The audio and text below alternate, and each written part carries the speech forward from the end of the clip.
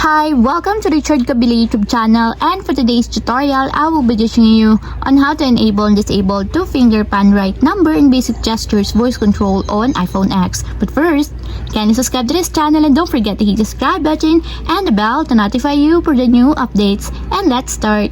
Using your iPhone X from your home screen, first go to Settings.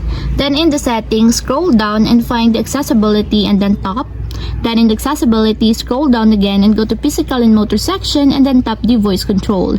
Then in this part in the Voice Control, go to this section and then tap the Customize Commands. Then in the Customize Commands, tap the Basic Gestures. And then after that, in the Basic Gestures, scroll down again and then find and tap the two-finger pan right number.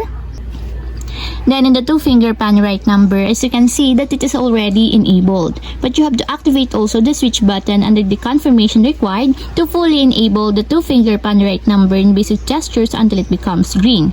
And if you want to disable or turn off, just tap again the switch button just like this. And that's it, we have successfully enabled and disabled two-finger pan right number in basic gestures voice control on iPhone X. If you have a question, can comment down below and don't forget to hit the subscribe button and the bell to notify you for the new updates. And thank you for watching.